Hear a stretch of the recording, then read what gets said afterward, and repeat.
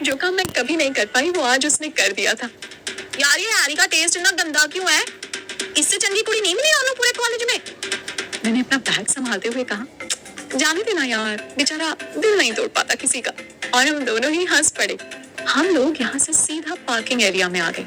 मैंने कार निकाली और स्टार्ट करने ही वाली थी कि अचानक मेरा फोन वाइब्रेट हुआ।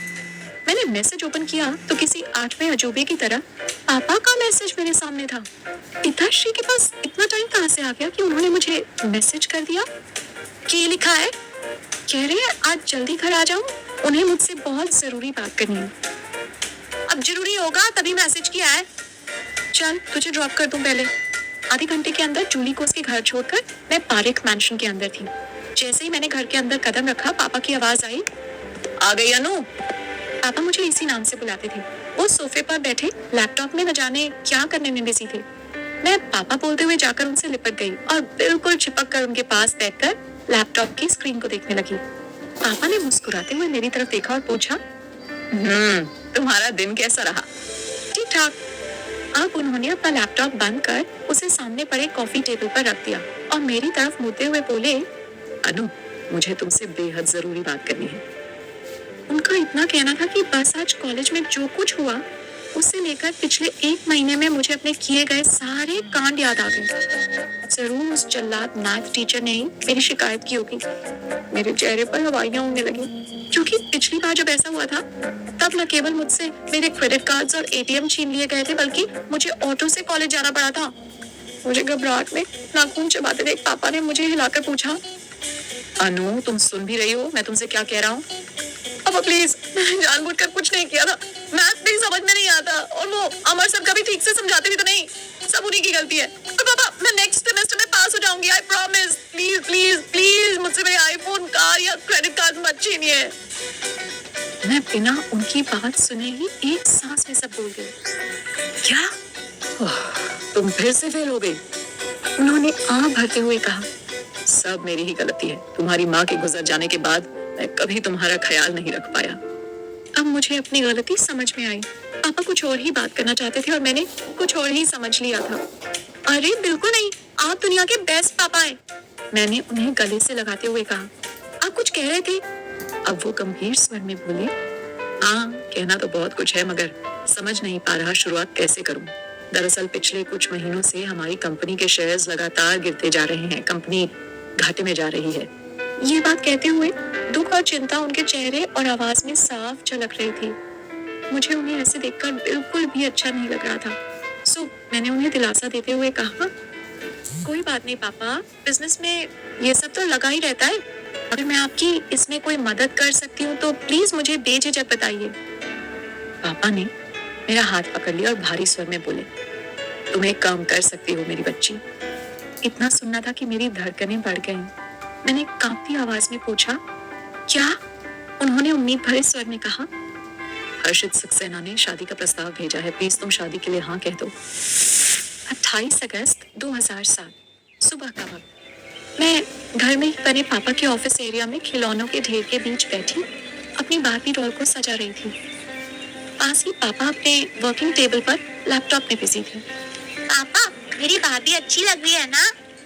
पापा ने बिना लैपटॉप से नजर हटाए ही कह दिया, हाँ बेटा बहुत सुंदर है। मैंने रुआसी आवाज में कहा, और आपने तो देखा भी नहीं। वो इसलिए क्योंकि कोई भी गुड़िया मेरी अनु से ज्यादा प्यारी नहीं हो सकती। कहते हुए पापा ने मुझे आकर गोद में उठाते हुए किस किया और बोले, मेरी गुड़िया ज्यादा प्यारी है। तभी अचानक फोन बजने लगा और उसकी आवाज पूरे कमरे में गूंजने लगी। इस वक्त उन्हें बिजनेस कॉल्स ही आते थे, सो पापा ने मुझे नीचे उतारा और फोन स्पीकर पर डाल दिया। मगर ये कोई बिजनेस कॉल नहीं था। दूसरी तरफ से किसी लड़की की आवाज आ रही थी जो कह रही थी, मिस्टर पारिक, आपकी वाइफ का रोड एक्सीडेंट हुआ है, आप प्लीज जल्दी हॉस्पिटल पहुंचिए। पापा पूरी तरह घबरा गए। मुझे लेकर फौरन वो हॉस्पिटल निकल गए। मगर अभी हम आधे रास्ते भी नहीं पहुंचे थे कि दोबारा एक कॉल आया। इस बार भी हॉस्पिटल से ही था कॉल, ये बताने के लिए कि मॉम अब नहीं रही। उस दिन पहली बार पापा को इतना टूटा और हारा हुआ देखा था मैंने। मुझे गले से लगाकर जब वो बेतहाशा रोने लगे तो मैं उनसे पूछना चाहती थी, आखिर मॉम को हुआ क्या है? मगर दिल के किसी कोने में शायद पहले ही ये एहसास आ चुका था कि कुछ बेहद बुरा घट चुका है। हम दोनों ने ही मॉम के बेजान शरीर को देखा था और उस पर लगे सैकड़ों घावों को भी, लेकिन इसके बाद जो हुआ वो इससे भी ज्यादा दर्द देने वाला था। नर्स ने पापा को मॉम की रिपोर्ट सौंप दी। मॉम जिस लेडी डॉक्टर के टच में थी उसने बताया मॉम प्रेग्नेंट थी। पापा को ये बात पता नहीं थी। इनफैक्ट मॉम को भी ये बात उसी सुबह पता चली थी। डॉक्टर ने बताया सुबह ही उन्होंने फोन पर उनसे बात की थी और बताया था कि प्रेगनेंसी टेस्ट किट में उनका टेस्ट पॉजिटिव आ रहा था। वो इतनी एक्साइटेड थी कि उसी समय डॉक्टर से मिलने हॉस्पिटल निकल गई। उन्होंने बताया था कि वे अगले हफ्ते होने वाले मेरे बर्थडे पर पापा और मुझे सरप्राइज देंगी, मगर नियति कुछ और ही थी। उस एक्सीडेंट में सिर्फ एक नहीं 2 जाने गई थी। हमने मॉम के साथ उसे भी खोया था जो अभी इस दुनिया में आया भी नहीं था। हमारा सब कुछ खत्म हो गया था, बस पापा और मैं, तब यही हमारी दुनिया बची थी। लेकिन इसके बाद पापा ने मॉम के हत्यारे को सजा दिलवाने के लिए अपनी पूरी ताकत लगा ली। लेकिन जिस कार ने मॉम की कार को टक्कर मारी थी उसके मालिक का नाम सुनकर पापा को और भी ज्यादा धक्का लगा। ये कोई और नहीं, हर्षित सक्सेना की कंपनी HR कॉर्पोरेशन के मालिक का छोटा भाई था। पुलिस ने फौरन उसे पकड़कर जेल में डाल दिया था, मगर सक्सेना ने भारी पैसे खर्च कर उसकी सजा बेहद कम करवा दी थी। उसका भाई बेहद सस्ते में छूट गया। पापा ने बहुत कोशिश की मगर उसे सजा नहीं हो पाई। जाहिर है HR कंपनी हमसे नाम और पैसे दोनों मामले में ज्यादा आगे और पावरफुल थे। उस दिन मुझे पहली बार पैसे की ताकत का अंदाजा हुआ था, जिसने कितनी आसानी से एक मुजरिम को बेकसूर ठहरा दिया था।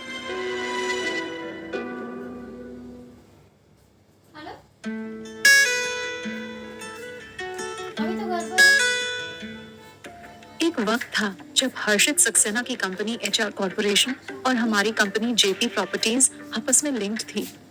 ये सिर्फ बिजनेस रिलेशन नहीं था, बल्कि हम फैमिली फ्रेंड्स भी थे। ये दोस्ती दोनों ही परिवारों में मेरे परदादा जी के वक्त से ही चली आ रही थी। दोनों परिवारों के आपसी रिश्ते बेहद अच्छे थे।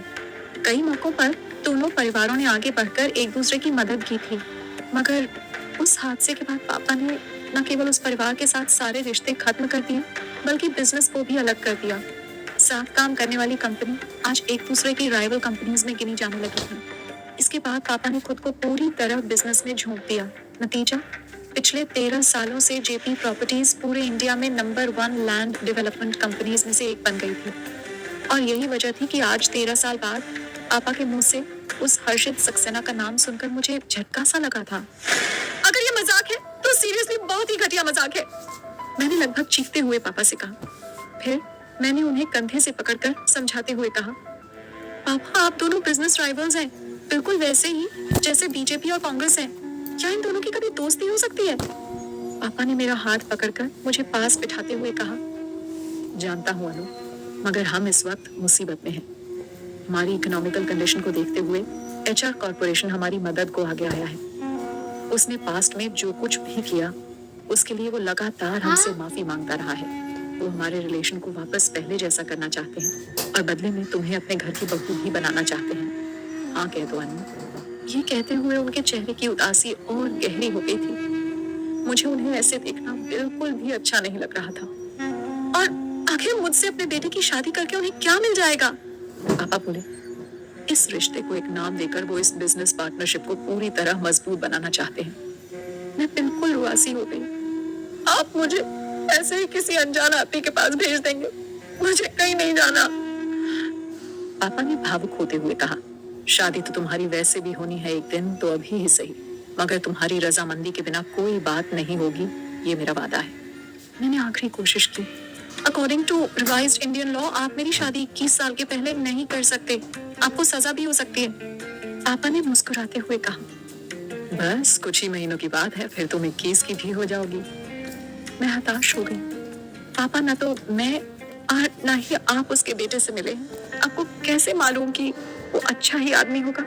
अगर उसने शादी के बाद मुझे परेशान किया तो? और फिर अभी मेरे कॉलेज की पढ़ाई भी पूरी नहीं हुई है, मैं इतनी जल्दी शादी कैसे कर सकती हूँ? मुझे पूरा विश्वास है वो अच्छा लड़का होगा और उन्होंने वादा किया है शादी के बाद भी तुम अपनी मर्जी की जिंदगी जीने के लिए आजाद रहोगी। अपनी पढ़ाई तुम जारी रख सकती हो। उन्होंने अपने दोनों हाथों के बीच मेरे चेहरे को थामते हुए कहा, तुम्हारे पापा तुमसे बहुत प्यार करते हैं अनु। मैं तुम्हें इस शादी के लिए फोर्स नहीं कर रहा, बस उम्मीद कर रहा हूँ कि तुम मुझ पर भरोसा कर हमारी कंपनी को बचाने की कोशिश जरूर करोगी। आखिरी फैसला तुम्हारा ही होगा। मैं हर फैसले में तुम्हारे साथ हूँ। कहते हुए उन्होंने मेरा माथा चूम लिया और कमरे से बाहर जाते हुए बोले, इस बारे में सोचना जरूर। इस बात को तकरीबन 5 दिन गुजर चुके थे। इस दौरान मैंने एक बार भी उस प्रपोजल के बारे में नहीं सोचा। दरअसल मैं किसी अजनबी के साथ खुद को इमेजिन करना भी नहीं चाहती थी। हर्षित सक्सेना का नाम सुनकर ही मैं जैसे पास्ट के सबसे खराब एपिसोड में पहुंच गई थी। हालांकि इस दौरान पापा को जब भी मौका मिलता वो किसी न किसी बहाने से मुझसे इस बारे में एक बार जरूर पूछ लेते। 3 दिन पहले जब मैं ड्राइंग रूम में बैठी टीवी देख रही थी, वो मेरे लिए मेरी पसंदीदा ड्रेस लेकर आए थे और मुझसे इस बारे में बात की। मैंने सख्ती से इस बारे में बात करने से मना कर दिया। अगले दिन शेफ से कहकर खाने में सारी की सारी मेरी पसंदीदा चीजें बनवाई। डिनर टेबल पर उन्होंने फिर से मुझसे इस बारे में पूछा। मैंने फिर से मना कर दिया, लेकिन सच कहूं तो अब उनकी कोशिशों और लगातार उदासी से भरे चेहरे को देखकर मेरा मन पिघलने लगा था। आज सुबह तो बकायदा उन्होंने मुझे मेरे बर्थडे पर लेटेस्ट मॉडल की पोर्शे कार देने का ही प्रॉमिस कर डाला। उफ, ओके फाइन, मगर पहले मैं उस आदमी से मिलना चाहती हूँ, उसके बाद ही मैं कोई डिसीजन ले पाऊंगी। पापा इतने खुश हो गए मानो मैंने हाँ बोल दिया। उन्होंने कहा मैं हर्षित से बात करूंगा इस बारे में। थैंक यू अनु, कहते हुए उन्होंने मुझे गले से लगा लिया। मैंने उन्हें खुद से अलग करते हुए कहा, इतनी जल्दी नहीं पापा। पापा मुस्कुराते हुए बोले, मुझे यकीन है तुम हाँ ही बोलोगी।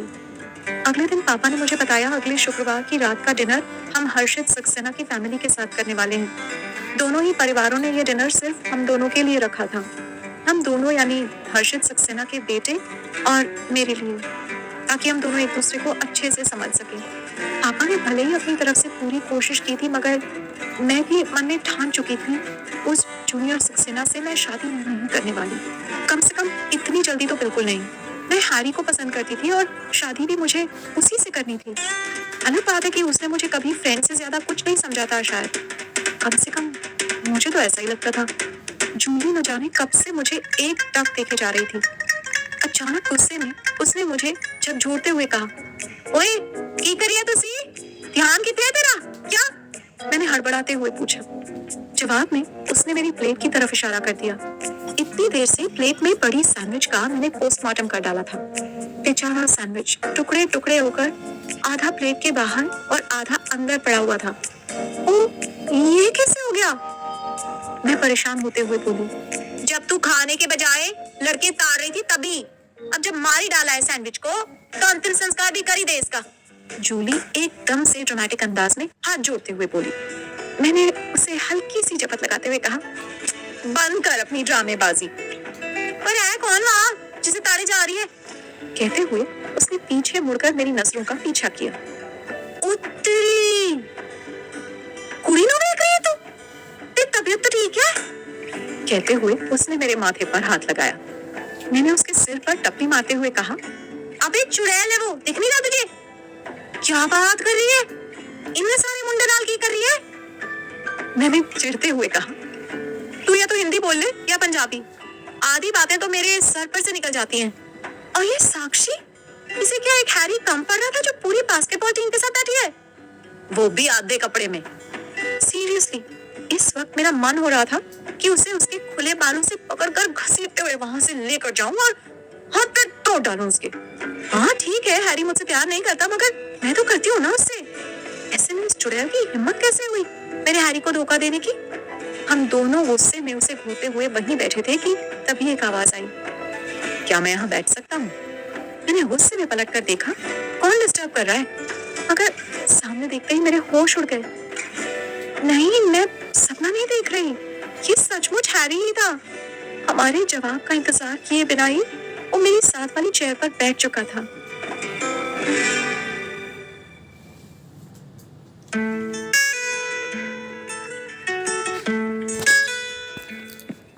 मेरा दिल इतनी जोर से धड़कने लगा था